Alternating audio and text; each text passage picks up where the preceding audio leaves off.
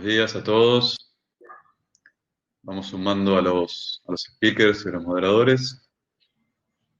Bienvenidos, obviamente, y gracias por estar.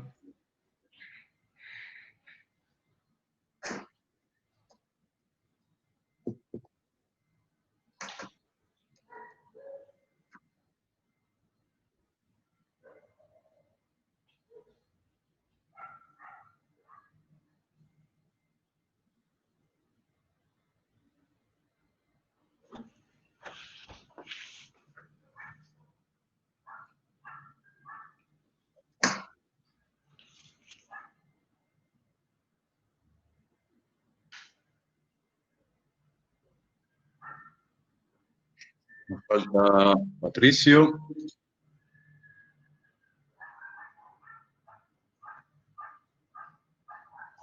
¿Me escuchás? Ahí va.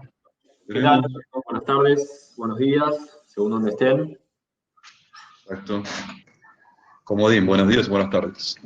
Exactamente. Buenas noches no llegamos, aunque haya gente de España, porque Todavía no llega. Hay tapas por ahí. Me falta ver a Diego, a mí. ¿No? Sí, no, falta Diego, que active la cámara. Las 10 personas entran, así que... Bueno, mientras tanto, a los ya 53 asistentes que están hoy, les agradecemos la presencia. Les pedimos que se vayan presentando ahí como Julio, que ya nos manda saludos de Colombia. Cuenten de dónde son, su profesión, su experiencia en datos, para ir haciendo de esta experiencia de esta tarde un poco más interactiva, ¿no? Vamos a empezar en unos minutos. Mientras tanto, le vamos a ir contando a todos cuál es la lógica de hoy y qué es lo que vamos a estar buscando. En primer lugar, nos presentamos como red, como grupo, como una red de valor que de alguna forma hace muchos años se creó en Argentina, ya hace más de 10 años, casi 10 años, perdón, una red de Argentina que lo que busca es ofrecer todo nuestro conocimiento de tecnología al mundo. Y hoy más que nunca, ¿por qué? Porque la tecnología es cada vez más diversa y cada vez más específica. Entonces, nosotros entendemos que no todos sabemos de todo y lo bueno es poder complementarse. Y hoy en día que las máquinas están en nuestra cabeza más que nunca, nos parece muy relevante presentarnos como red al mundo y en particular en lo que es el tema de tecnología. Hoy vamos a estar presentando el segundo episodio de una serie de eventos virtuales, que es Análisis de Datos para el Desarrollo de Negocios 4.0. Lo que vamos a estar tratando un poco como el dato como petróleo. El dato, ayer en una conferencia de Harvard hablaban de que el dato son las grandes cosechas de este siglo, y de alguna forma en esta pandemia hemos aprendido que fue uno de los mejores instrumentos para desarrollar las empresas que tenían desafíos estratégicos y para las que estaban en una complejidad quizás nunca vista, empezar a aprender y dar esos primeros pasos, ¿no? Tratar de siendo, por un lado, optimizar los modelos de negocios y por otro lado, inclusive hasta monetizarlos. Hoy vamos a tener 3 tracks bastante interesantes y de mucho valor. Obviamente es un concepto que se tienen que llevar, un concepto que tienen que ver cómo lo van a empezar a usar y después para después poder profundizar en sus organizaciones. La primera la va a presentar Gastón Laya. Gastón nos va a contar quizás lo que todos quieren hacer al principio, es implementar rápido un proyecto de Analytics para dar ese primer paso, que a veces es el más largo. Gastón tiene más de 20 años de experiencia en tecnología, lidera el equipo de consultoría de DataIQ con más de 70 profesionales focalizados en BI Analytics y Advanced Analytics. Él ha estado involucrado en proyectos de transformación digital por medio de implementación en distintos grandes clientes de la Argentina y la región, en particular en Banca, Banco Galicia, Banco Macri, Banco Itaú, que es un banco regional, dentro del segmento de seguros en la empresa La Segunda, para el mercado abierto electrónico, el correo argentino, entre otros. Muchas gracias, Gastón, y bienvenido. Ahora un ratito vamos a estar conversando. Muchas gracias, bienvenidos a todos y bueno, muchas expectativas sobre el evento, vamos a ver si la podemos cumplir. Perfecto, de eso un poco se trata. Bueno, la segunda charla la va a dar Guillermo Watson. Guillermo Watson es fundador y Chief Data Officer de Datalytics. Adicionalmente es miembro del Advisory Board de Datalytics, perdón, del BI Boulder Trust de Claudia Imhoff en Estados Unidos y miembro del MIT Technology Review. Su formación es de ingeniero y tiene una maestría en ciencia de datos.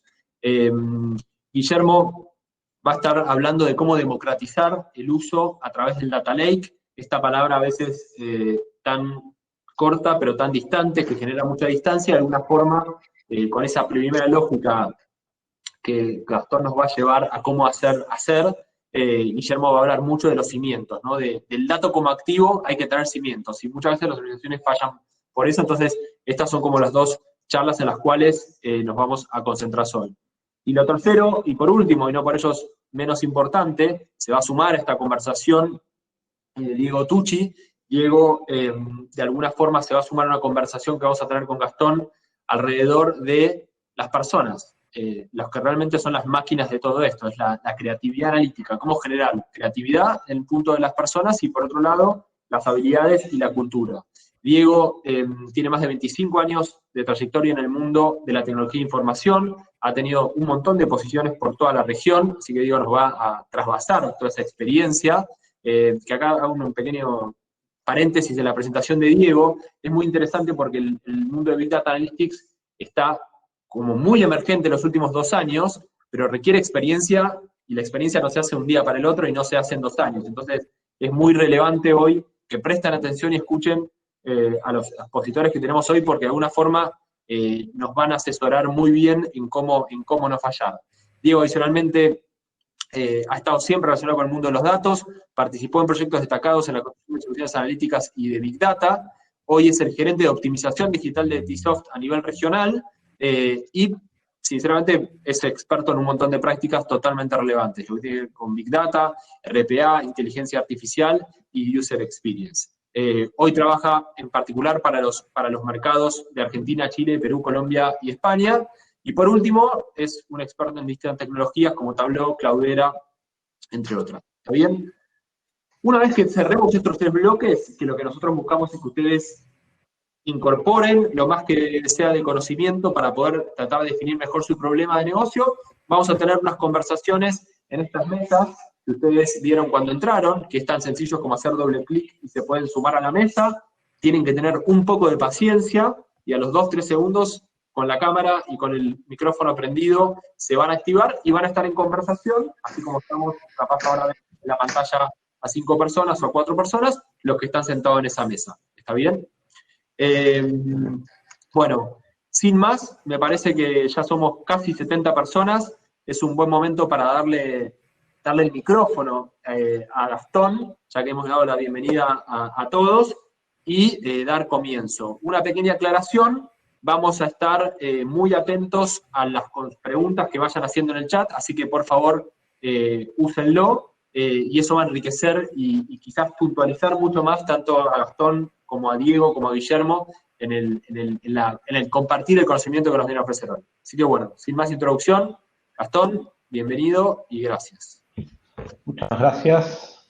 Yo voy a compartir pantalla, pero tengan en cuenta que acá, en esta ventanita a la derecha, ustedes pueden maximizar. Entonces, ahí confirmen que están viendo correctamente la pantalla. Y bueno, me toca hablar sobre este desafío de cómo implementar Business Intelligence en 3 meses. Entonces,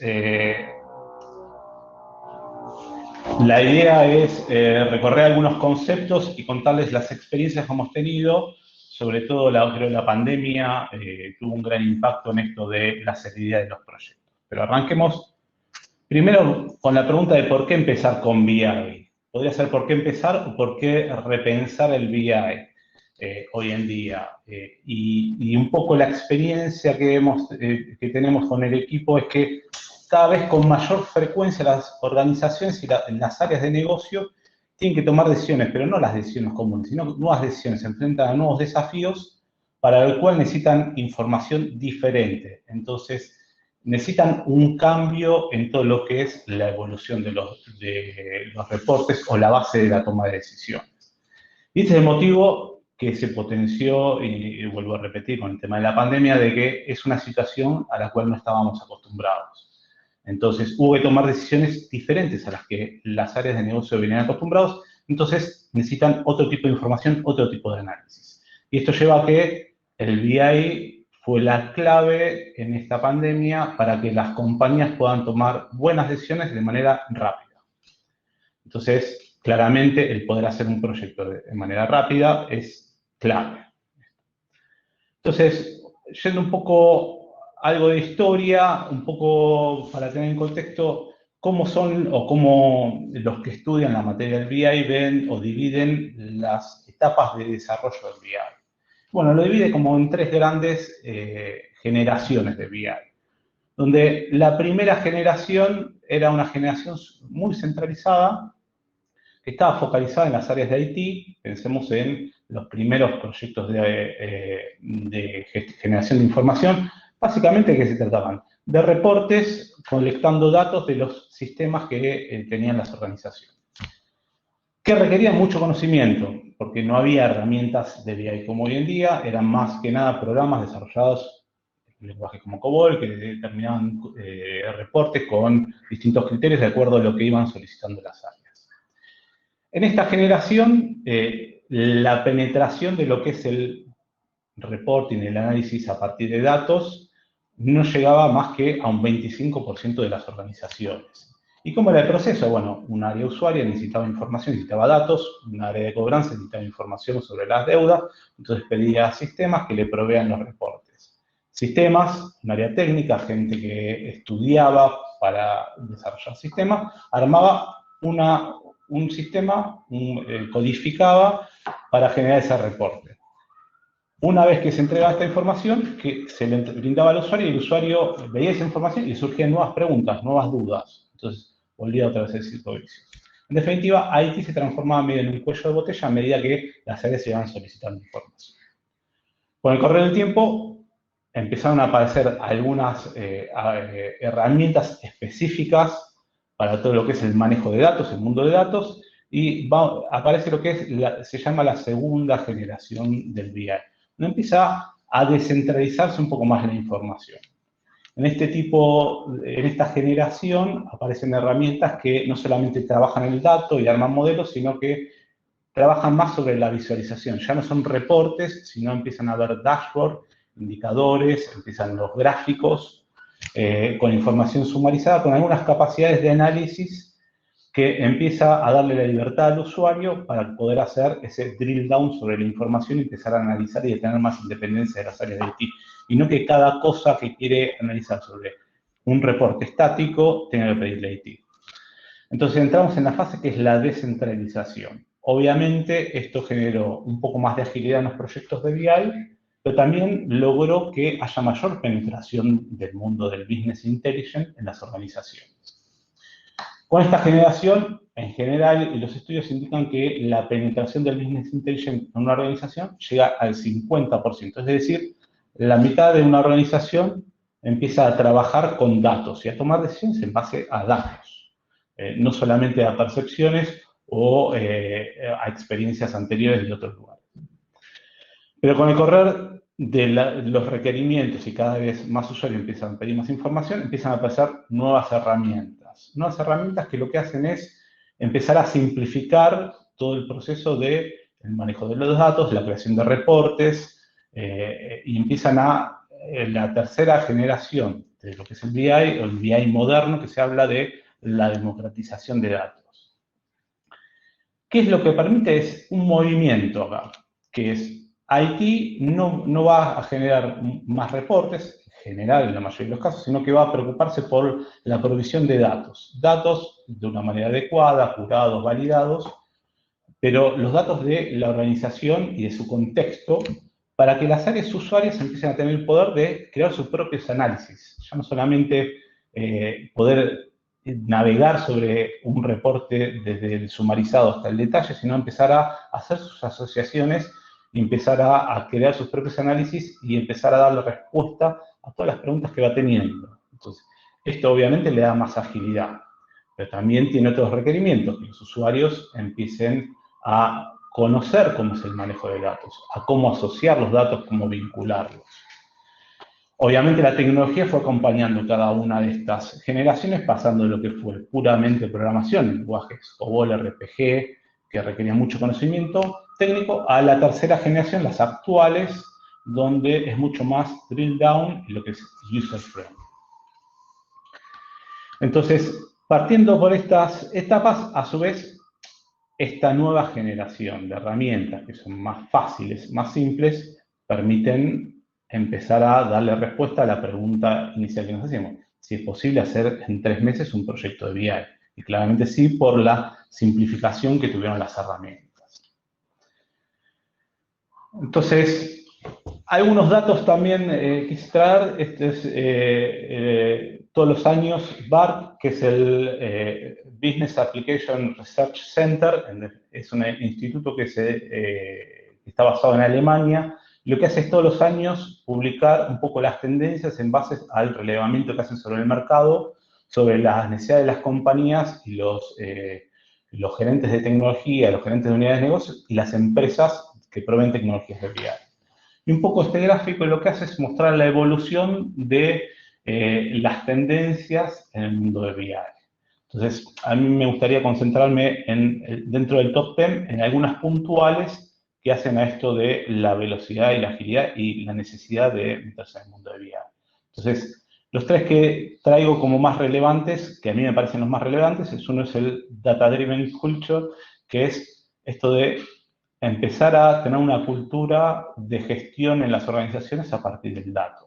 Que después van a ver en la siguiente charla, pero en definitiva eso es algo clave. ¿Por qué? Porque como vimos en esta generación de herramientas donde se descentraliza la generación de los reportes, si los usuarios o las áreas de negocio no empiezan a conocer cómo es manejar los datos, cómo representar datos, cómo asociarlos, qué dato es más representativo para un problema de negocio, un caso de uso, o cuál no, en definitiva, puede empezar a construir información que no represente la realidad. Entonces, es clave cómo manejarlos, cómo representarlos y cómo hacerlo más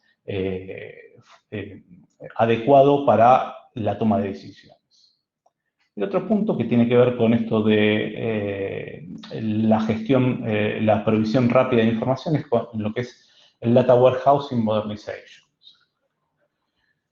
Si uno va 10 años atrás o más, el Data Warehouse ya existía, pero un proyecto de implementación de Data Warehouse era un proyecto que con suerte llevaba mínimo un año para proveer un pequeño grupo de información o un subset de información en general estructurada. Bueno, eso para la época en la que se empezaron a aparecer los Data Warehouse estaba perfecto y era de súper valor para una organización. Hoy en día, donde no todos son los datos que surgen de las operaciones de los sistemas transaccionales de una organización, ya el Data Warehouse tiene que ayornarse a la realidad, donde la realidad es no solamente hay datos de una organización, de un ERP, sino que hay datos que vienen del mercado, hay datos que vienen de redes sociales, hay videos, hay reportes, documentos, hay un montón de datos no estructurados, hay lo que se llama el Customer Journey, que no es las transacciones que hace un cliente, sino cómo navega un cliente a través de un marketplace. Bueno, toda esa información es fundamental hoy en día para todo lo que es vender más, segmentar clientes o tener más información sobre el comportamiento de los clientes. Entonces, el Data Warehouse Modernization tiene foco en hacer proyectos más ágiles, pero a su vez que sean más flexibles. Teóricamente, un Data Warehouse, primero se definía todas las preguntas de negocio que se podían hacer en una organización y después se construía. Bueno, hoy no hay tiempo para hacer eso. Y las preguntas de negocio van cambiando en el día a día. No es lo mismo las dudas que puede tener un área de recursos humanos el 1 de enero de 2020 que las dudas o las preocupaciones que puede tener un área de recursos humanos sobre el personal el 30 de marzo de 2020. Son otras preocupaciones, porque cambió el contexto. Entonces, es muy difícil hoy en día, con esta realidad cambiante, poder anticipar todas las preguntas de negocio que uno va a requerir en el futuro. Y el último relevante, que evidentemente está dentro del top 10 de las preocupaciones de todas las organizaciones en el mundo, es el Agile BI Development. ¿Qué es esto? Es cómo hacer proyectos de BI rápido. ¿Y por qué rápido? Y porque yo, cuando necesito información, la necesito hoy, no dentro de un año. Necesito tomar una decisión hoy, necesito entender hoy a mi cliente, necesito entender hoy a mi empleado. el 30 de marzo de 2020, al menos en Argentina, con una cuarentena súper restrictiva, era fundamental tener información sobre el cash flow de una empresa. Y tenerlo en el momento, no esperar un año a hacer un proyecto para poder tener un cash flow de la empresa. Digamos, es sobrevivir o no sobrevivir en la organización. Entonces, por eso es relevante el tema que los proyectos de BI sean rápidos, ágiles y focalizados.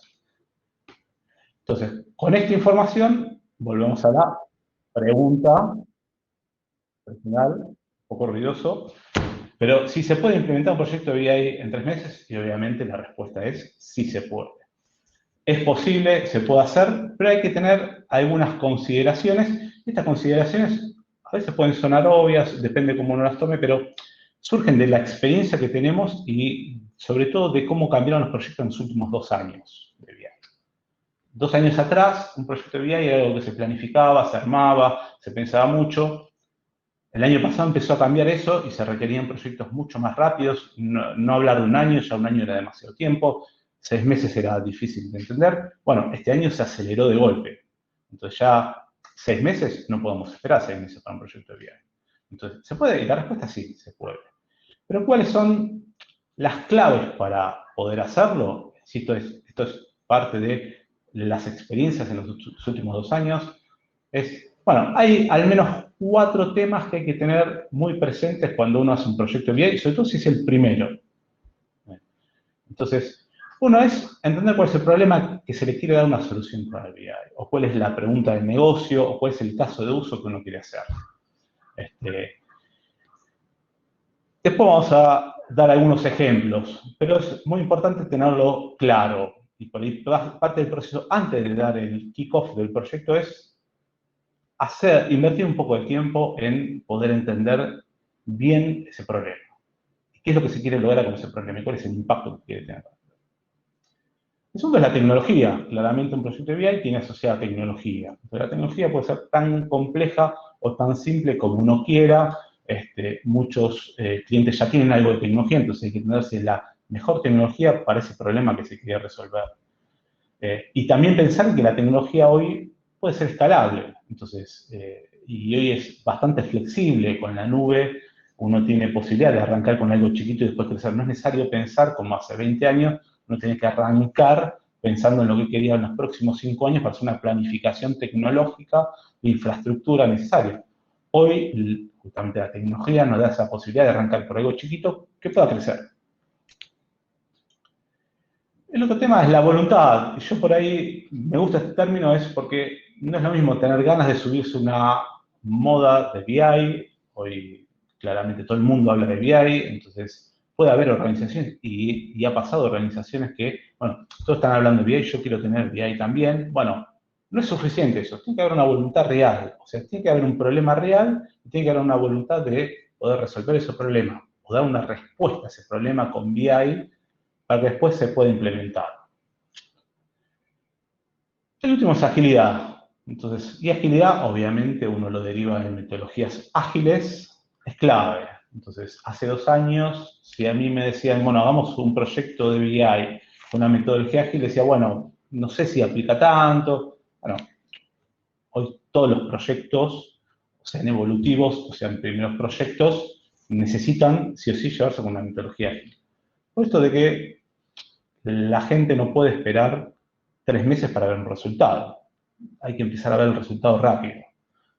Y empezar a validar lo que queremos llegar a hacer de manera rápida.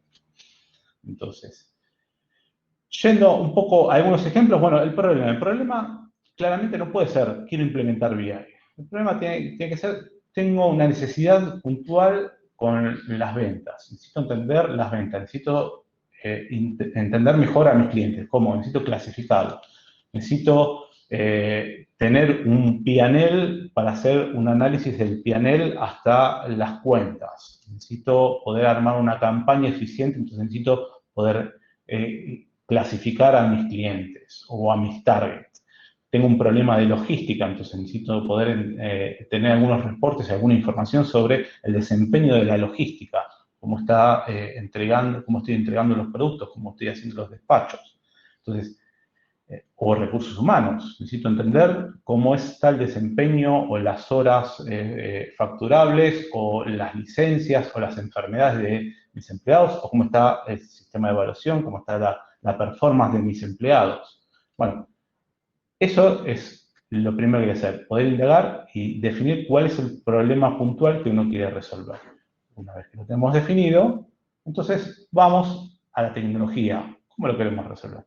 Esta en tecnología, bueno, esto es algo bastante genérico, donde uno lo puede desarmar en capas, el problema de BI, donde las compañías seguro tienen fuentes de datos, cualquiera fuese, un RP, un Excel, información externa, datos estructurados, no estructurados, Big Data, o pueden tenerlo en la misma nube. Bueno, esa es la información que ya tienen.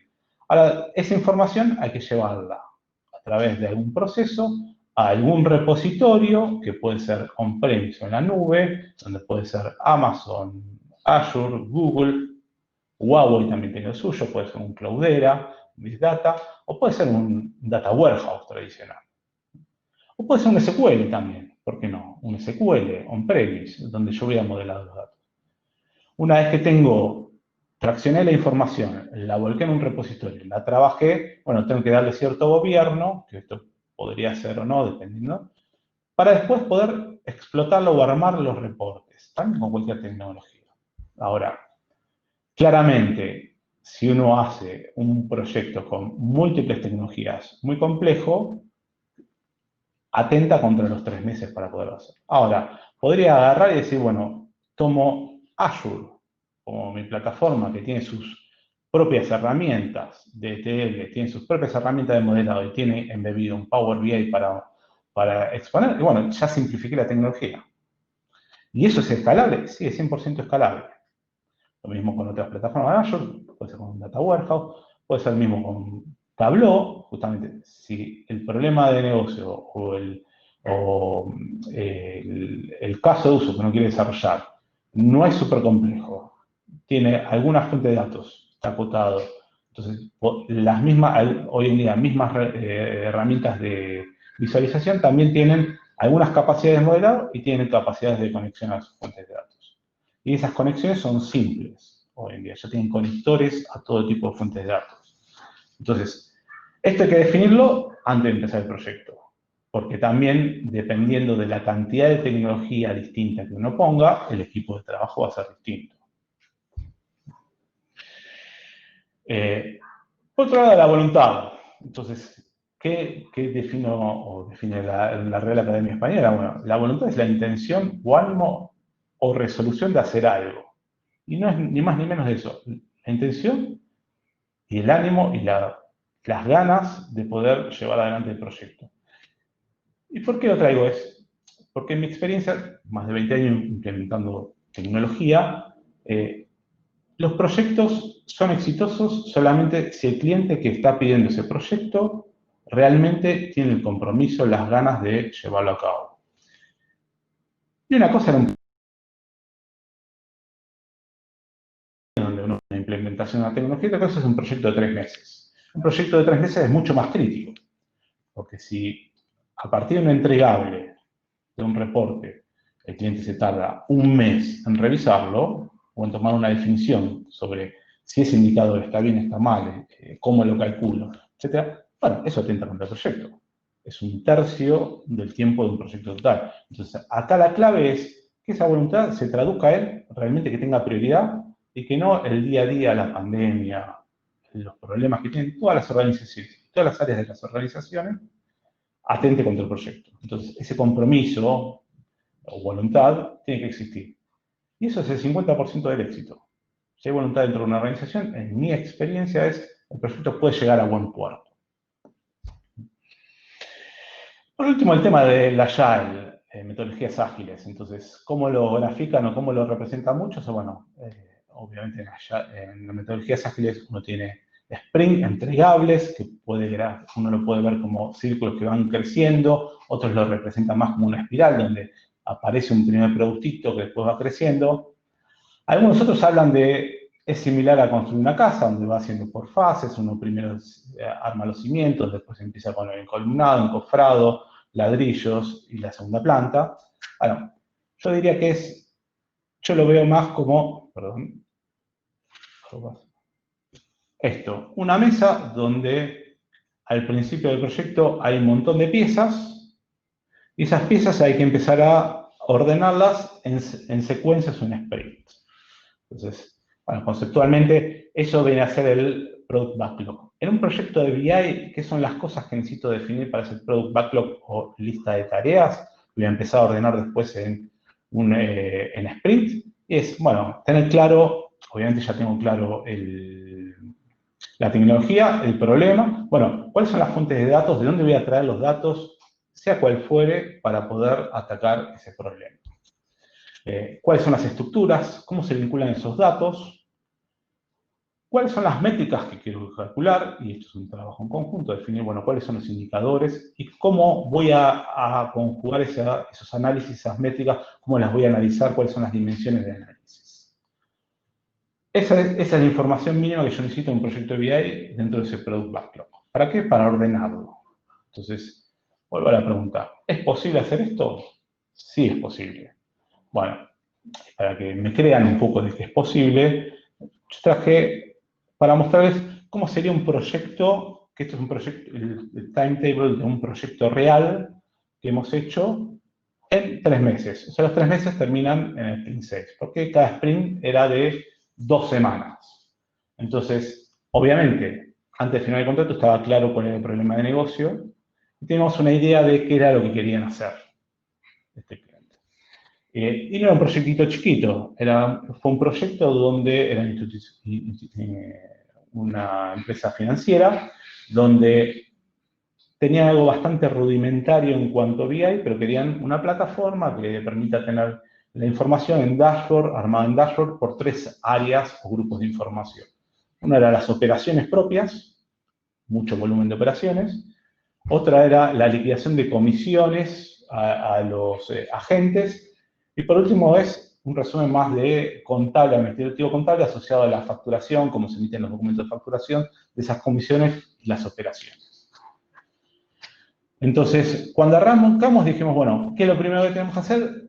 Armamos el backlog, donde teníamos todas las tareas que entendíamos que involucraba este proyecto, no tenían la herramienta, habíamos definido cuál era la tecnología, era una herramienta que permitía cubrir tanto la extracción como el modelado, como la visualización. Entonces, eso simplificaba la tecnología.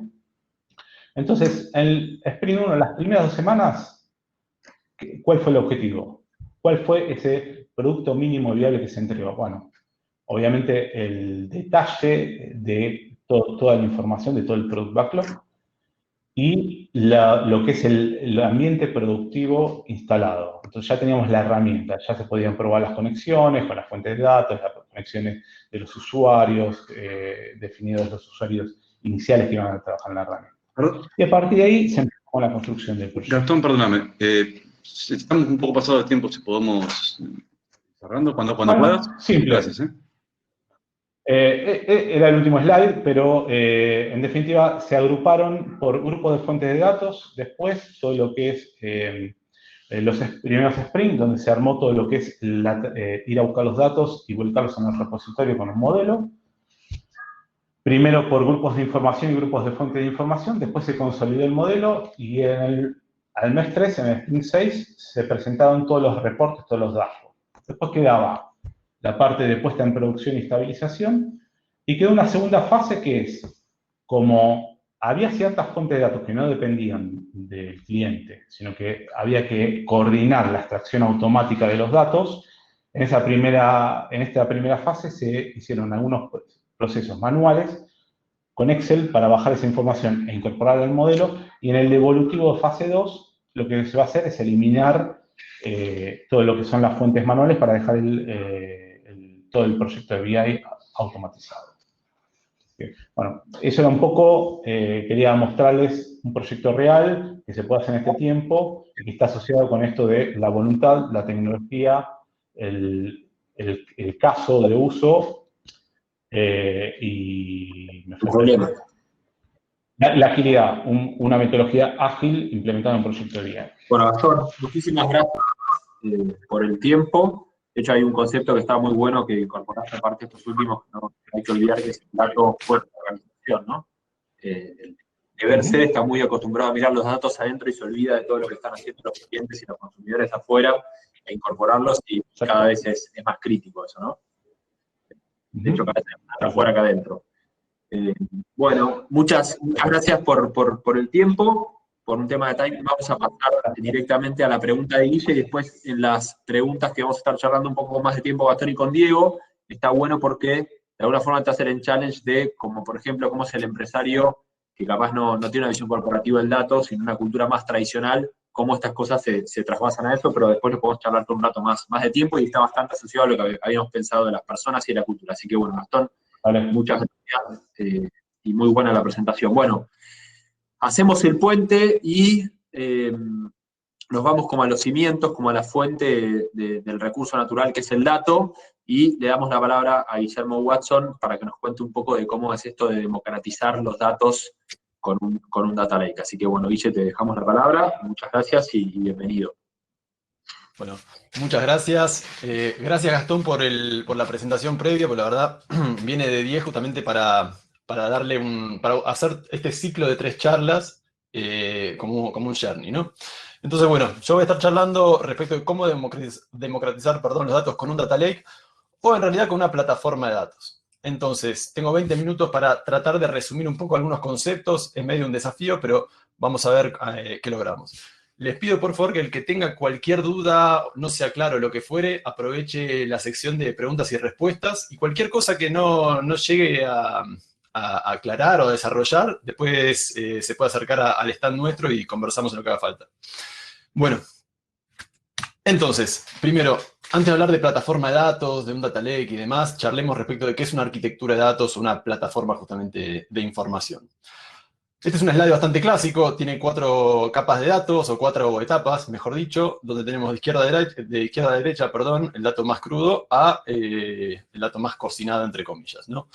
Entonces, hoy por hoy se define como fuente de información cualquier origen de datos o cualquier sistema que sea permeable de generar o almacenar información. En el pasado hablábamos de fuente de datos, era una base de datos, obviamente, una base de datos principalmente relacional, un archivo Excel, una planilla de cálculo del sistema que fuere, un archivo de texto, etc. Hoy por hoy definimos cualquier cosa, definimos origen de datos como cualquier cosa, como dije antes, que sea permeable de generar o almacenar datos. Almacenar ya lo que mencioné antes, obviamente con distintos sistemas, tecnologías y demás, pero también incorporamos la palabra generar, porque hoy consumimos información de terceros, ya no son solamente orígenes internos, sino también tenemos orígenes externos. Fuentes de datos abiertos, páginas web que crawleamos, APIs de terceros, Google Analytics o la que fuere. Es decir, estamos consumiendo cada día más información de terceros.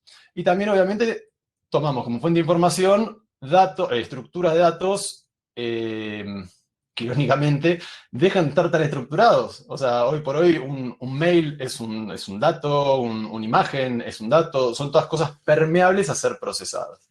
Y justamente para procesarlas de forma sistémica, que esa es la palabra clave cuando hablamos de una arquitectura de datos, necesitamos que tenga por lo menos 2 componentes. Un primer componente que sea una capa de ingeniería de datos, que se encargue justamente de resolver todo lo asociado a la obtención, la limpieza, la integración, el enriquecimiento, etcétera, de los datos. Es decir, vamos a tener un equipo de ingenieros de datos que se van a encargar de resolver toda la complejidad asociada a la obtención del dato. Si el dato es la materia prima, de alguna forma tenemos que garantizar la cadena de frío.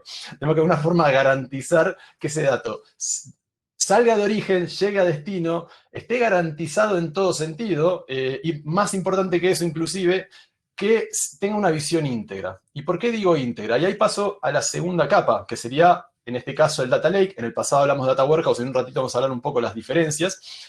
Que sea íntegro justamente refiere a que los orígenes de datos tienen una visión particular, atómica de ese dato. Tenemos el CRM, tenemos la herramienta que da soporte operativo, tenemos las herramientas de finanzas, tenemos N herramientas, el ERP, lo que fuere, que fueron creados con el fin de resolver la problemática a la que están atacando. Ahora, nosotros no queremos una visión atómica, queremos una visión general, porque justamente queremos entender como si fuera una vista de 360 grados de lo que anda pasando en nuestro negocio. Entonces, una vez que toda la capa de ingeniería de datos se encarga de obtener el dato, depurarlo y garantizar la calidad y demás cosas de los datos, vamos a querer almacenarlo en algún repositorio. Ese repositorio nos va a estar, de nuevo, garantizando, valga la redundancia, esa visión integral, la disponibilidad, la calidad y, más importante que todo, el gobierno de los datos. En un ratito vamos a estar desarrollando un poquito esto. Y una vez que tengamos el dato ya listo para su explotación, obviamente vamos a querer explotarlo de dos formas. Esas dos formas será una explotación visual, usando la herramienta que fuera y usando la técnica que fuera. Me refiero a, sea a través de reportes, tableros, mapas, sistemas de alertado, lo que quieran, usando de nuevo la herramienta que quieran, más sofisticada, menos sofisticada, da igual. O un tipo de explotación más bien analítica, a través de modelos de Machine Learning, Data Science, Data Mining, o como lo quieran llamar.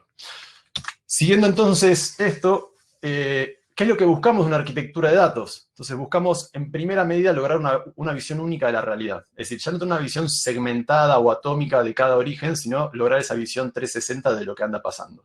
De nuevo, nosotros somos humanos, conseguimos la realidad en base a un infinito y continuo estímulo que recibimos. Ahora, la realidad que nosotros modelemos en nuestra arquitectura de datos va a tomar como origen de datos determinadas fuentes y va a estar variabilizada o discretizada según los orígenes que tengamos. Entonces tenemos que lograr esa visión integral. Si logramos eso, vamos a querer garantizar la disponibilidad y la calidad de la información. Bueno, claro, si podemos unificar los distintos orígenes, vamos a querer asegurar que todos tengan acceso al dato cuando tengan que tenerlo, y a eso me refiero a disponibilidad, que eso es fundamental. Y si también logramos eso, vamos a querer, obviamente, garantizar la calidad. De nada nos va a servir tener un tablero fantástico, hermoso, diseñado con todas las últimas tecnologías y con los últimos criterios de UX, si los datos que mostrados son malos, ¿no? Es como ir a un restaurante y que nos muestren un plato muy bonito, pero asqueroso a la hora de comerlo. Siguiendo entonces, una vez que logremos estas dos cosas, vamos a querer monopolizar el acceso a los datos, que es probablemente una de las pocas excepciones positivas de la palabra monopolizar. En términos que si logramos eso, vamos a querer que todas las personas que estén en nuestra organización consuman ese origen de datos y no otro. Es decir, que vamos a querer evitar que hayan planillas Excel dando vueltas, que hayan origen de datos informales dando vueltas. Vamos a querer que, de nuevo, concentrar lo anterior, porque si logramos la calidad, logramos la disponibilidad, queremos que todo el mundo consuma de él. Bueno, ya casi terminando este slide, si hoy por hoy definimos el dato como el activo más importante de este siglo, vamos a querer tratarlo como tal. Y en eso me refiero a definir políticas de gobierno de datos, que no es más que definir cómo, quién, de qué manera, de dónde va a estar utilizando esos datos. Entonces, en un mundo cada vez más regulado, solamente para respetar a los entes reguladores, sea BCRA, sea GDPR, o sea compliance interno que tengamos, vamos a requerir esto. Ahora, por encima de eso, inclusive, si realmente nuestro dato le confiamos que es el activo más importante que tenemos, o que cada vez se está revalorizando y cada vez más, vamos a querer, de nuevo, tratarlo como tal y definir quién, cómo, dónde, etcétera, lo van a estar utilizando. Y si logramos eso, si logramos todos estos 4 puntos que mencioné, vamos a querer asegurarnos de estar alimentando de forma continua todos los sistemas de información que tengamos dentro de la compañía. Y de nuevo, yo voy a estar, salvo los últimos 2 slides, voy a estar evitando hablar de tecnologías en particular o de vendors en particular, porque creo que realmente lo importante son los conceptos. Después, cómo lo implementemos, da medio igual. Hoy en día, por suerte, la tecnología está bastante avanzada, con lo cual no hay una que permita hacer algo que otra no, en mayor o menor medida. Pero de nuevo, bueno, ese es el aviso que es el horario del almuerzo. Dejando eso de lado, lo importante es que si logramos todo lo anterior, vamos a querer que justamente alimentemos todos los sistemas de información. Es decir, nuevamente, que toda la organización vea la misma realidad. Y esto, la verdad, es que lo que siempre buscamos con un data warehouse. La verdad, desde la mirada de un data warehouse buscamos esto. Ahora, una arquitectura tradicional o de data warehouse es lenta para reaccionar. ¿Qué significa que es lenta para reaccionar? Que en este mundo tan necesitado de datos, no podemos darnos el lujo de esperar meses, inclusive tal vez semanas, para incorporar un nuevo origen de datos o para resolver una pregunta de negocio. Porque lo cierto es que nosotros, como áreas de datos, nos llamemos como nos llamemos, tenemos que estar proveyéndole constantemente en un continuo de datos al negocio.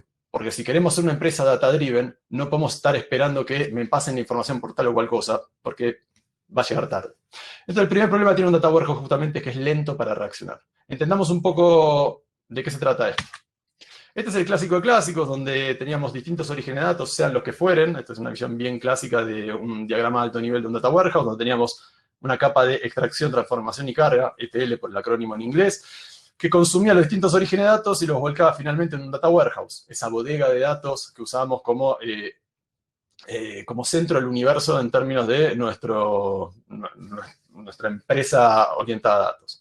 El primer problema entonces es que es un cuello de botella. Claramente esto a la hora de escalar tiene un cuello de botella que justamente es esa capa de ETL o ingeniería de datos. ¿Y por qué es un cuello de botella? Esto no es una problemática tecnológica, lamentablemente. Si fuera tecnológica ya estaría resuelta y no estaríamos hablando de esto.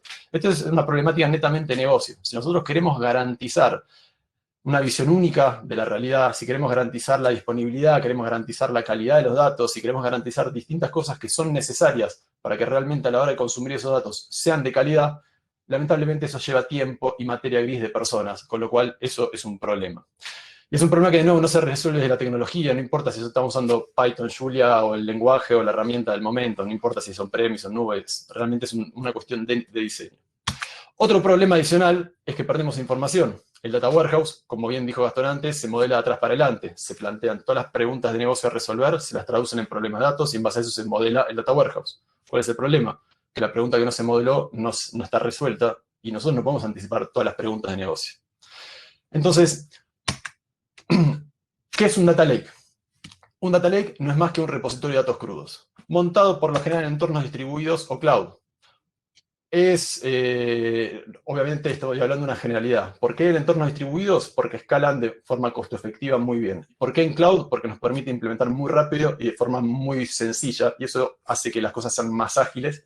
No solamente en términos de velocidad, que no necesariamente son sinónimos de agilismo, sino más bien en términos de flexibilidad, que es algo fundamental. Un último slide de qué es esto de un BI tradicional basado en un data warehouse. Pensémoslo como en distintas capas. A la derecha tenemos el Data Warehouse, que nos garantiza la estructura y la calidad de los datos. Es decir, nos garantiza que el dato que está ahí está íntegro, es decir, tiene una visión 360 de la realidad por lo menos que modelamos, y que de nuevo está garantizado en calidad, que no es menor. Por lo general, en algunos casos, eso está gobernado. Obviamente el deber ser es que esté gobernado, pero lamentablemente no lo vemos mucho. Una capa previa, llamamos de ODS, Operational Data Store, era una capa que estaba parcialmente integrada. Y digo parcialmente porque no, si estuviera 100% integrada y 100% trabajada, estaríamos hablando de un Data Warehouse. Lo cierto es que el ODS, por lo general, es una porción temporal, 3 meses, 6 meses cuando mucho, porque por lo general estábamos usando tecnologías que tal vez no permitían escalar en términos de volumen, con lo cual estábamos un poco complicados ahí.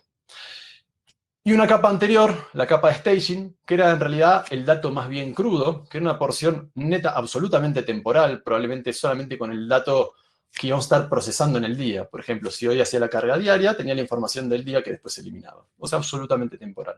Entonces teníamos como distintas capas de crudo, poco más cocinado y finalmente cocinado. Más importante que todo esto, los backups. Si es que existían, que lamentablemente tengo que plantearlo en formato condicional, si es que existían, no estaban en la órbita de la solución de BI.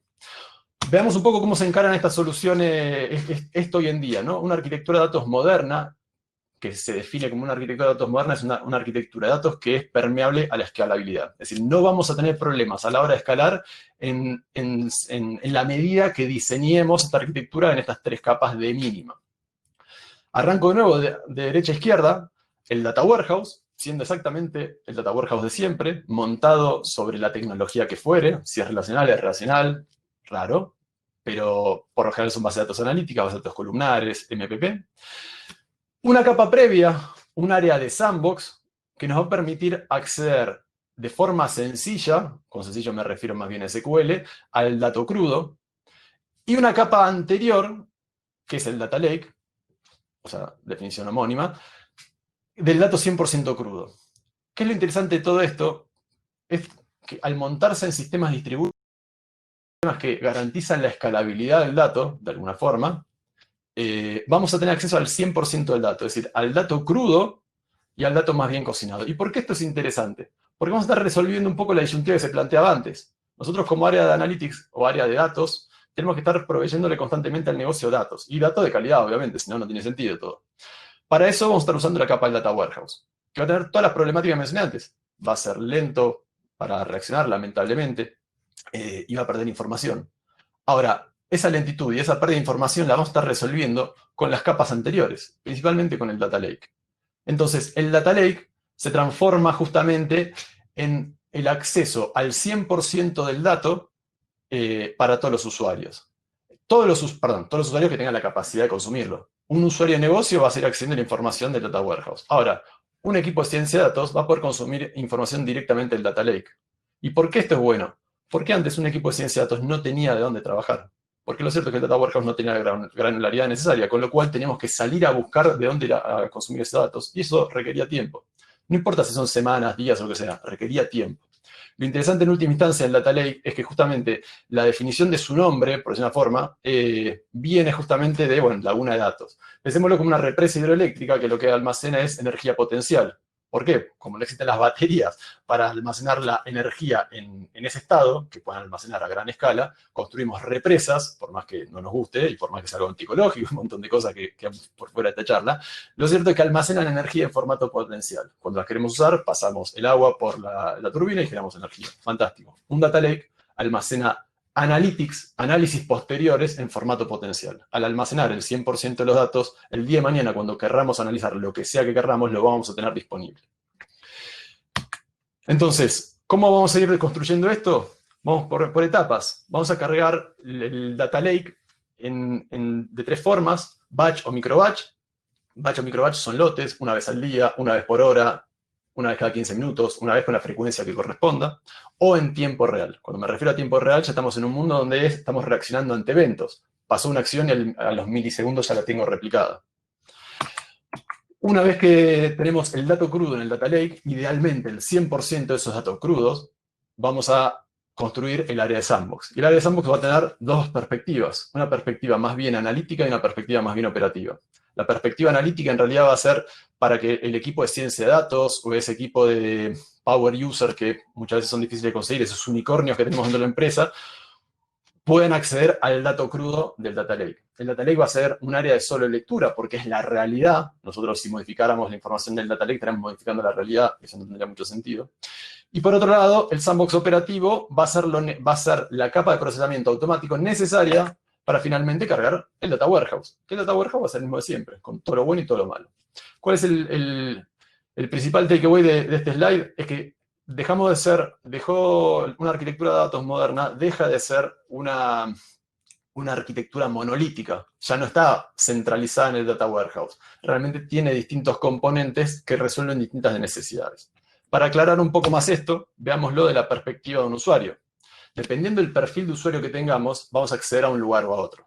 Si somos el equipo de ciencia de datos, vamos a querer acceder a la info del Data Lake desde el área de sandbox analítico. Esa área que vamos a estar accediendo a través del stack de ciencia de datos que estemos usando, Python, R, Julia, en nube, no en nube, usando SAS, lo que sea, pero vamos a estar accediendo al dato crudo, con lo cual es un equipo que tiene la capacidad de acceder y de manipular y trabajar con datos en formato crudo. Aclaro eso porque el Data Lake nos va a garantizar la disponibilidad del dato, pero no la calidad, porque la calidad va a ser de origen y si viene con errores, el equipo que trabaja ahí va a tener que poder trabajarlos.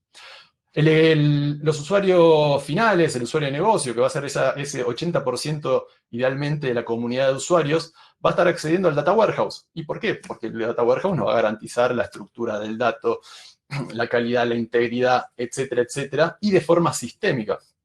Es decir, vamos a tener esos pipelines de datos que de forma automática nos van a garantizar todo esto, y va a reaccionar lento, y sí. Pero en caso que haya un pedido de información ad hoc, por ejemplo, un tal indicador de ventas cayó de forma recurrente las últimas 2 semanas. Vayamos a analizar qué pasó y para eso tenemos que acceder al crudo de los datos y en el Data Warehouse no va a estar el crudo, porque está modelado en base a una granularidad, en base a un detalle que resolvía la pregunta de negocio, no sé, las ventas a nivel semana o a nivel día. Pero si queremos ver el detalle a nivel transacción, vamos a tener que ir al Data Lake. Bueno, fantástico. Ahora vamos a poder acceder al Data Lake mediante un área de sandbox. Entonces, esos analistas de negocio van a poder acceder a ese detalle y resolver esa consulta ad hoc que lamentablemente el Data Warehouse no se va a poder modelar, no se va a poder responder, perdón. Ya para ir cerrando, este es un blueprint, el más típico en entornos de empresas, en entornos corporativos, de arquitecturas de datos. Esto en realidad es una arquitectura lambda. solamente a título informativo, existen dos grandes arquitecturas de datos, arquitectura capa y arquitectura lambda. En entornos corporativos, por lo general, vemos o implementamos arquitecturas lambda porque hacen convivir flujos de datos de tiempo real, es decir, que reaccionamos ante eventos, ante clics de usuarios, y flujos de datos en formato batch o microbatch. Entonces, una última aclaración. Tiempo real, cuando me refiero a eso, es tiempo real, real, no near real time. Tiempo real es, por ejemplo, si yo quiero implementar un motor de inferencia online, es decir, tengo un sitio web y quiero, en base a un patrón de clics de los usuarios, estoy viendo que tengo un usuario que está navegando y que está haciendo un patrón de clics que probablemente no termine en la compra, sino que termine en que se fuga y ahí se va del sitio. Y si queremos reaccionar ahí, vamos a querer estar leyendo los clics que está haciendo para, antes de que se vaya, poder hacer una oferta, modificar el site, lo que sea, para tratar de retenerlo. Eso es tiempo real, real. Ni en real time, tal vez cuando la información se actualiza cada 15 minutos. Bueno, está fantástico. En muchos casos, si quiero ver las ventas, cómo vienen traccionando, y tengo mi tablero, y tengo mi cadena de retails, tal vez cada 15 minutos está muy bien. Pero bueno, ahí, si yo quisiera capturar un fraude, quisiera capturar un evento particular, bueno, estaría reaccionando lento. Volviendo entonces a la arquitectura lambda, lo interesante es que, ahora voy a ir de izquierda a derecha, tenemos el dato crudo en su origen, siendo el origen el que sea. En la parte superior, el procesamiento es batch o microbatch, es decir, lo actualizo una vez al día, 2 veces al día, 24 veces al día, n veces al día, pero por lotes o microlotes. La información se carga bajo esa frecuencia, sea la que sea, al data lake. Eso se procesa batch o microbatch nuevamente, y finalmente llega al sandbox y al data warehouse. En última instancia, el usuario final, a través de reportes, tableros, etcétera, consume esa información. Fantástico. Ahora, tal vez de todos los orígenes de datos que tengo como compañía, hay algunos en particular que me interesa que reaccionar en tiempo real. Entonces, esta arquitectura lo que permite es que esa porción de orígenes de datos que necesito reaccionar en tiempo real, bueno, poder capturarla e integrarla a toda la misma arquitectura. Entonces, para eso justamente implementa en la parte inferior un manejador de eventos o un broker de mensajes, para no entrar en cuestiones tecnológicas, que lo que hace es procesar esos eventos, capturarlos de origen, distribuirlos a quien corresponda, pasarlo a un procesador de eventos, que no va a ser más que una capa de ingeniería de datos, pero en tiempo real, para que finalmente termine impactando en el data warehouse. El dato crudo lo vamos a querer almacenar en el data lake, y en última instancia, el usuario final va a estar consumiendo del mismo lugar. Al usuario final no le va a importar si está consumiendo en tiempo real, en near real time, si es batch, no le importa nada, lo único que le importa es tener el dato que le resuelva su necesidad de negocio, ¿no? Y ahora sí, para cerrar, para no estirarla, estos son los únicos 2 slides que voy a estar hablando de tecnologías, pero nomás voy a mencionar a alto, cómo es el blueprint anterior. Primero en AWS lo voy a hacer bien a alto nivel, y después vamos a verlo un poquito más detallado en Azure. No me interesa entrar en los componentes de una nube o la otra.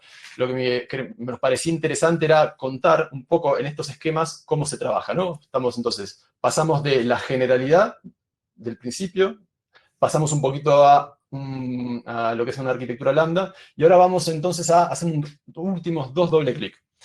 Lo anterior, entonces, y ahora que estamos trabajando en nube, que por lo general es donde se implementa este tipo de tecnologías, vamos a tener primero que tomar los datos principalmente del mundo on-premise, a menos que tengamos una compañía ya nativa digital, y lo vamos a tener que llevar al esquema de nube. En el esquema de nube, fíjense que vamos a tener, por un lado, el data lake, por otro lado, el sandbox, por otro lado, el warehouse. En este caso, como estamos en AWS, vamos a estar usando tecnología en particular de AWS. Cuando vemos el equivalente en Azure, estamos haciendo lo homólogo.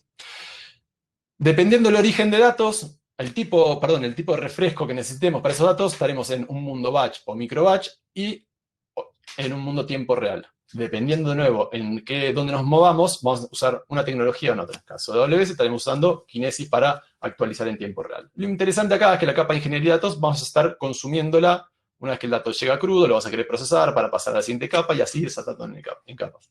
Y en última instancia, para consumir la información de parte de los usuarios finales, estamos usando una herramienta de visualización. Un poquito más detallado, lo mismo en Azure. De nuevo, no es el objetivo de esta presentación o de estos slides entrar en los detalles de las distintas tecnologías, sino seguir haciendo en este journey que fuimos de lo general a lo particular, tratar de llegar hasta un último nivel de complejidad en más o menos 20 minutos. De nuevo, tenemos, en este caso, haciendo un último doble clic, los datos pueden ser on-premise, pero puede que ya tengamos datos que estén en nube. Entonces, sea como sea, los datos los vamos a tener que llevar a el entorno nuestro de Analytics, que en particular va a estar en nube. En este caso, como estamos usando ejemplos Azure, vamos a tener que tomar los datos del origen, llevárnoslo, de nuevo, en formato batch, microbatch, o eventualmente en esquemas de tiempo real, justamente a las 3 capas de datos que mencionamos antes, el Data Lake, el Sandbox y el Warehouse. En este caso, como estamos en Azure, ahora en el equivalente de tecnología o de servicios de Data Analytics de Azure. Fíjense cómo las capas de datos son siempre las mismas y el esquema de Lambda es siempre el mismo. Llevamos por un lado cosas en batch o microbatch y por otro lado cosas en tiempo real. Y de nuevo lo interesante acá es que estamos siempre siguiendo el mismo esquema de 3 capas de datos de mínima. Y en última instancia tenemos al usuario final consumiendo información de una forma sencilla, una herramienta de visualización sea la que sea. Bueno, es obviamente un desafío repasar todos estos conceptos en 20 minutos, pero realmente lo que me encantaría que se pudieran llevar es como principal takeaway que obviamente, como dijo Gastón, el objetivo acá es cuanto más ágil y cuanto más rápido podamos entregar datos de cara al usuario final, es cuanto antes podamos validar que lo que estamos haciendo tiene sentido y tiene valor. De nada va a servir hacer una gran inversión tecnológica, de esfuerzo, económica o los etcétera que hagan falta si después el usuario final no consume la data que le damos. Así que bueno, eso es todo. Bueno, gracias, Guille. Ahí, después, si querés, te hacen algunas preguntas respecto a las características del Data Lake que quedaron en Q&A de Mario. Creo que era Mario, perdón, ahora justo como cambié el tipo de vista, no estoy casi seguro. Ahí las puedes responder para ahí, así seguimos en tiempo con el evento. Perfecto. Bueno, muchas gracias por la charla y por tu claridad.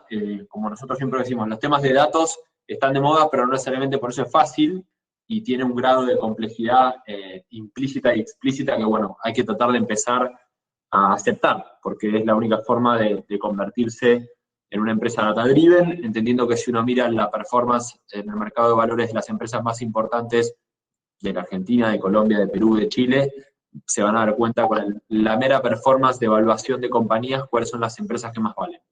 Bueno, nos vamos a meter en el tercer bloque, así que le vamos pidiendo, por favor, a Diego y a Gastón que vayan prendiendo cámaras y sentándose en esta mesa virtual, para un poco cerrar, y de todo lo que hayan escuchado, inclusive ahí, no sé, Gastón, si tuviste oportunidad de leer la pregunta que te hacían, ir respondiendo y tratando de traspasar un poco la experiencia. Así que estos son 4 bloques de preguntas, de vuelta los volvemos a motivar e incentivar a hacer preguntas, porque eso puede llegar a enriquecer mucho más y puntualizar la respuesta de Diego como de Gastón. La primera pregunta es para Diego. Diego, buenas tardes y bienvenido. En este caso, muy buenos días, muy buenas tardes para todos y agradezco mucho la invitación. Interesante las charlas. Bueno, ahí vamos. Entonces te agarramos a quemarropa, como dicen en Colombia. Vamos con la primera pregunta para vos, que es ¿cómo influye la cultura data-driven en el camino de la transformación digital, ¿no? Ese gran paraguas, y el cultural, ¿no? Esa transformación que de alguna forma es mixta. Personas que transforman digitalmente la empresa. Contanos tu visión de esto. Perfecto. Hoy en día es un hecho de que la mayoría de las compañías están en el camino de la transformación digital, que no se pueden quedar quietas, que tienen probablemente enfoques más centrados en el cliente, y muchas de ellas el dilema es innovar o probablemente desaparecer. En ese camino, en ese viaje de la transformación digital, hablaba Gastón también de temas de agilidad, de células de trabajo, de salir rápido con MVPs. Por supuesto que es súper relevante la modernización y el trabajo desde el punto de vista tecnológico, pero es crucial un buen camino de la transformación cultural también, y es ahí donde el eje de la información es vital, porque estos tracks de innovación van a estar marcados por el uso eficiente de la información para innovar. Y en ese camino cultural de transformación, las personas somos los protagonistas número uno de ese cambio.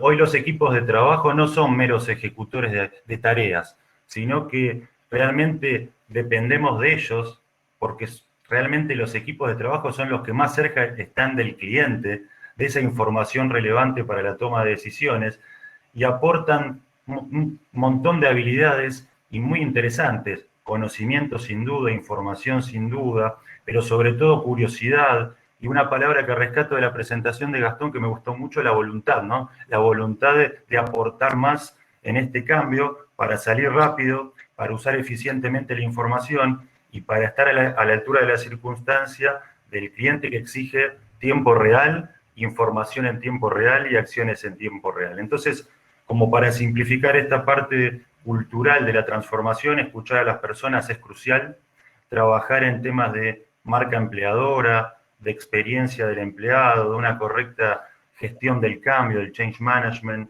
y sobre todo hacer un buen uso, como lo decía Patricio, me pareció interesante, tanto de nuestra información interna, que tenemos mucha dentro de la organización, pero hoy en día, por sobre todo, de la información externa, información pública, información de nuestra competencia, de nuestros proveedores, de redes sociales de los empleados con los que trabajamos o de los potenciales empleados, y en este camino ir avanzando hacia la cultura, de la transformación de la cultura al servicio de la información, cada vez menos guiado por opiniones, sentimientos o percepciones, y cada vez más guiado por los datos, la democratización de los datos, el pulso de los datos, porque lo importante aquí es que el que está más cerca de la información es el que mejor va a poder tomar la decisión. Clarísimo, Diego, muchas gracias. Inclusive uso de puente la palabra que buscaste o que destacaste de Gastón, que fue voluntad, ¿no? Y en ese sentido, Gastón, hoy, ¿cuál es el tipo de clientes internos que está buscando más proactivamente, con más voluntad, digamos, en desatrasar, como decías vos, no usaste la palabra desatrasar, fue otra, como recomenzar o repensar e innovar en proyectos de uso de información para toma de decisiones? ¿Quiénes son las primeras chispas que están picando en punta, digamos? Sí, a ver, cambió mucho en teoría, de nuevo, yo creo que en los últimos 2 años hubo un cambio importante en lo que es el BI. Hasta hace 2 años siempre hablabas de un área de logística que quería innovar, un área de ventas que empezaba a clusterizar a sus clientes, a medir un NPS. Hoy, estos 2 años, diría que lo que más sorprendió fue las áreas de recursos humanos, que eran áreas donde por lo general no se invertía demasiado en tecnología, no se preocupaban por el BI, por reportes, sino por la gestión de la gente. Ahora, ¿cuál es el por qué? Y por ahí es una sensación de hablar con las áreas de recursos humanos, es que hoy en determinados puestos estratégicos de una organización o los puestos claves más complicados, por ahí no tanto hablar de operarios, pero sí un jefe de producción, si vas a un área operativa o áreas de tecnología, hay mucha rotación. Entonces la preocupación, las áreas de recursos humanos empiezan a querer entender mejor a los empleados, entender cómo se sienten, a partir de datos, no de entrevistas. Entonces se dieron cuenta que la gente dice una cosa y hace otra. Hacer el reclutamiento más efectivo, no solamente una entrevista y lo que te cuentan, sino entender el contexto de una persona, las redes sociales, qué publica, qué nivel educativo, analizarlo más con datos. Entonces, de hecho, hay un grupo global que se llama el HR Think Tank, que se venían reuniendo anteriormente con el objetivo de entender las problemáticas, pero las reuniones de ese grupo, que es toda gente de recursos humanos, están viendo cómo programar en R o en Python. Pues se dieron cuenta que el valor de los datos es súper relevante. Y yo te diría que hay muchos proyectos que se llaman People Analytics. ¿Qué es esto? Es cómo gestionar una área de recursos humanos a partir de datos. Y te diría que es como la que hizo el gran cambio. El resto ya venía trabajando con datos, hay más, hay menos. Yo creo que hoy las áreas de recursos humanos están haciendo un cambio radical. Una persona licenciada que estudia recursos humanos que quiere aprender a programar Python, bueno, es un cambio importante. Y te diría el segundo paso, y un poquitito menor, las áreas contables, que están también, un banco grande tiene 100 personas en contabilidad. ¿Haciendo qué? Tildando. estaban conciliando datos, asientos contables. Bueno, hoy están cambiando y están incorporando gente de tecnología del mundo BI para, a partir de implementar nuevos sistemas administrativos contables que tengan mejor información, empezar a hacer más analytics sobre la información contable, para darle un poquito más de valor. Pero te diría, para mí el número uno es recursos humanos, que está innovando, así que venía súper atrasado. Y de alguna forma también, Gastón, esta digitalización y como bien marcaban estos últimos 2 años, los seres humanos estamos más digitales, también hay más información, ¿no? La pregunta sería, hace 5 o 10 años, ¿qué data habría de todos nosotros dando vueltas, tanto como personas, como dentro de la organización? Hoy está todo mucho más traqueado digitalmente y fácil de adquirir y consumir. Pero me quedo con este punto, y este casi parecería que lo hubiésemos escrito, pero no fue así, y me voy al segundo bloque para preguntarle a Diego, y haciendo esto de alguna forma, no estamos definiendo el tamaño del intervalo, pero sí estamos viendo como 2 momentos, ¿no? ¿Qué diferencias podemos encontrar entre las competencias y habilidades que se buscan actualmente versus lo que se solía buscar en un proceso de selección de personal? O sea, ¿qué rol o qué tanto se profundiza en el tema de datos hoy cuando uno quiere incorporar a personas nuevas, ¿no? O en estos procesos? Contanos. Es un punto muy interesante y conecta súper bien con People Analytics, ¿no? Es decir, la analítica de áreas de capital humano, talento, recursos humanos, porque como bien decían, hoy hay mucha información disponible del potencial candidato con el que estamos hablando por primera vez, de nuestros equipos, de nuestros empleados y de nosotros como clientes y consumidores hasta de la misma empresa. Así que todo eso es súper interesante, como les decía antes, con una mirada client-centric y self-service de la información. Todos somos importantes en la toma de decisiones de las compañías. Y en ese sentido, pensemos por un momento qué buscaban estas áreas de capital humano, qué buscábamos para incorporar talentos a nuestras compañías, tal vez hace 15, 20, 25 años atrás. ¿Qué competencias o habilidades eran valiosas?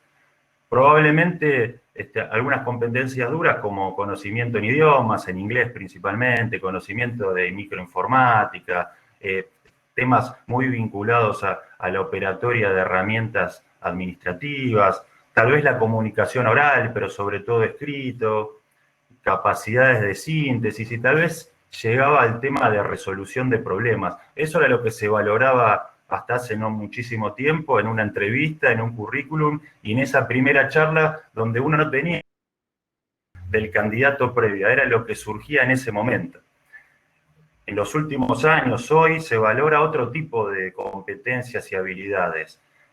La empatía, la curiosidad, la voluntad, también lo rescato de nuevo, y sobre todo, que para mí es crucial en este proceso de transformación, la flexibilidad y adaptación al cambio.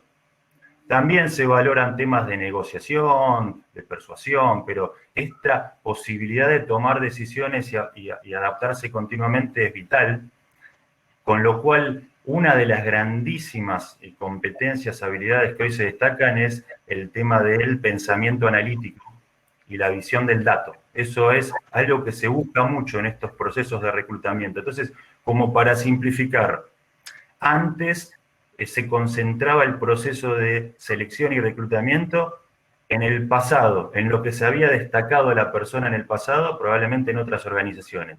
¿Qué se busca o qué se valora hoy?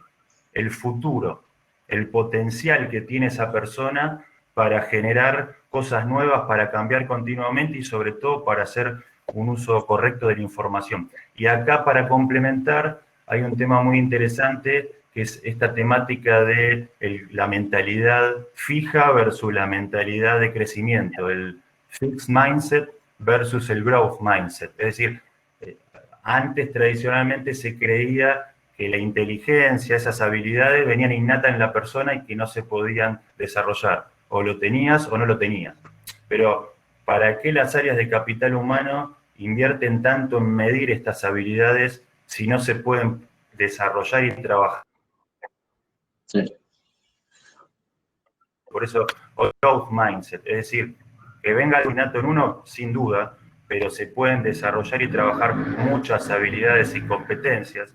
Y es aquí como para cerrar la pregunta, la visión que hoy tiene People Analytics de todo este tema es crucial y se pueden hacer casos de uso, casos de aplicación donde, por ejemplo, uno puede empezar a mezclar información de redes sociales de las personas, información de evaluaciones de desempeño y tal vez con una mezcla de información de performance de estas personas en células ágiles. Y a partir de ahí, estudiar y trabajar bien en las personas en el desarrollo de competencias para ocupar el mejor puesto dentro de la compañía. Clarísimo, Diego. Y de alguna forma hablamos de ese cambio de paradigma porque también nosotros estamos acostumbrados a que las cosas sean medianamente estables. Y si algo que tenemos que tener claro es que ni las habilidades que estamos aprendiendo hoy, aunque sean innovadoras o nuevas, van a estar vigentes dentro de 3 o 4 años, entonces es el ejercicio de estar aprendiendo. Y en ese aspecto, Gastón, comentame particularmente, obviamente, una de las cosas por las cuales ustedes se destacan es por la frutilla del postre, es por la visualización, es porque entre por los ojos, digamos, ¿no? O sea, contanos cómo ustedes trabajan en esa habilidad totalmente antitécnica, ¿no? Que es como siempre estuvo vinculado nuestra disciplina Analytics a un perfil más técnico. Contanos cómo la desarrollan y qué ven. Sí, como bien decís, es la frutilla del postre, pero no es menos importante. Porque ahí o se luce o se desluce el trabajo. Entonces, yo siempre digo, es un excelente trabajo técnico, de buen diseño de arquitectura, trabajo de datos, súper performante. Le das algo, un reporte básico, el usuario no lo va a usar. Entonces, va a caer en desuso y va a generar detractores y cuestionamientos sobre la inversión. Ahora, por otro lado, un trabajo hecho bueno, vos le das una buena visualización y eso, nada, el usuario va a estar feliz, va a querer hacer más, y va a querer crecer sobre eso. Entonces, ahora, ¿qué cambió? Es como vos decías, antes toda la parte de reportería, al principio todo lo que era lo que hablábamos de la segunda generación de BI, estaba en cabeza de gente de IT que era el impulsor y que armaba los primeros tableros dashboard. ¿Qué pasa? Era una visión técnica. Hoy, en los equipos, cuando hablas de visualización en la capa de presentación de la información, siempre tiene que ver alguien de diseño gráfico, en lo posible algún sociólogo, alguien que pueda darle un poco más de inteligencia y aparte de que sea lindo, ¿no? Que tenga sentido esa visualización.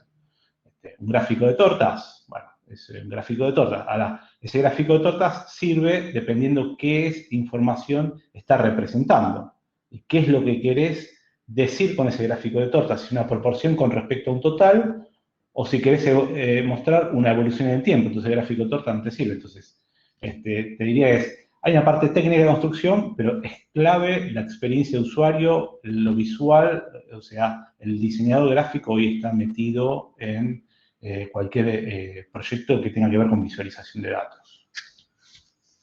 Clarísimo, Gastón. Bueno, acá tenemos que hacer una pequeña mención a por qué creemos y apostamos de la red Argentina TI a Argentina como una usina de estos talentos que también Diego y Gastón describían, a tal punto que recientemente la U acaba de sacar la carrera de Ciencia de Datos. O sea, creemos que es un mix digamos, de características que desde Argentina ofrecemos al mundo, y una tiene que ver es el foco en la educación, y creo que todos los que estamos en esto hace mucho hemos recibido, por un lado, esta altísima calidad y prestación de educación técnica, pero también esa conexión con la creatividad, digamos, ¿no? Porque la creatividad no se enseña en ningún lado, la creatividad tiene que salir un poco de este mix de cosas. Y ahí nos metemos en tercer bloque, y acá contigo conversamos antes de pensar esto, porque el dato, como decía Gastón, lo hice y lo disponibilicé de una forma de que no multiplique por cero, porque si la realidad es que yo hago todo el trabajo de ingeniería y después no lo usan, ahí el dato no es un activo, multiplica por cero. Contanos, Diego, cuál es tu visión de las ventajas de la analítica de autoservicio, o sea, que los propios usuarios que no son ni ingenieros de datos, ni visualizadores, ni nada, cómo empiezan a tomar partido o tomar ventaja de ese dato que está disponible. Eso es bien importante. Tomo 2 puntos que mencionaba antes, ¿no? El primer gran título, la persona, el que está más cerca de la información, es seguro el que va a tomar la mejor decisión. Ese es como primer gran punto. Y segundo gran punto, cada vez tenemos que trabajar más en este hecho de tener ese diálogo con nuestros datos, con el que es el dueño del dato, esa exploración, y dejar de a poco de tomar decisiones basadas, como decíamos antes, en opiniones y percepciones, y emprender ese camino de a poquito a tomar decisiones basadas en datos, en el momento oportuno y por las personas oportunas y las personas que tienen más conocimiento. Entonces, en ese camino, digamos, en las presentaciones, para lograr eso en el momento correcto, no podemos depender de otras áreas, de TI u otras áreas que nos entregan cosas. Es decir, en un esquema tradicional de BI, probablemente en la explotación de datos, uno hacía o hace un pedido a un área que desarrolle un reporte, un informe, un tablero, lo que sea, y entra en un backlog de trabajo. Y aunque se lo entreguen mañana, pasado, dentro de una semana, puede ser que sea tarde, porque hablaba antes, creo que fue Guillermo, de información real time o near real time. Se necesita eso en el ámbito de transformación digital. Entonces, el esquema tradicional lamentablemente pasa de moda, no porque sea malo tecnológicamente, tal vez era muy bueno, pero no está a la altura de las circunstancias del autoservicio.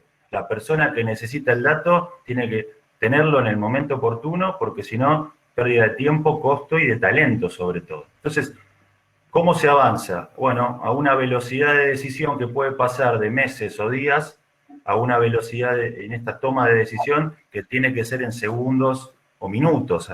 Entonces, ¿cómo se logra eso? Y bueno, la palabra clave es el self-service, el autoservicio. Es decir, información fiable, sin duda, pero explorada y esto de dialogar, que está buenísimo, ¿no? Es decir, busco, y si no encuentro lo que quiero, retrocedo un poco y busco otra cosa. En el esquema tradicional eso es súper difícil porque hago un pedido, me entregan un reporte, digo, uy, no, pero ahora necesito verlo de esta manera, filtrar así, o revisar esto, y tengo que esperar 3 días más, un mes más. Es imposible. Entonces, este diálogo con los datos hace ese camino más rápido. Se dice que en el esquema tradicional, lo que uno quiere obtener versus lo que obtiene es un 8 o un 10% más o menos.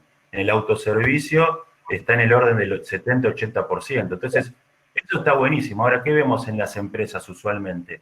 Y todavía hay muchas empresas que tienen un esquema tradicional y lo que genera eso es tomar decisiones erróneas, o lo que creo que es más dañino, que cada área por separado usuario tiene sus propios Excel con mega macros y toquetean cosas y tal vez llegan a una realidad errónea por una mala fórmula, toman decisiones no correctas. Entonces, eso todavía existe.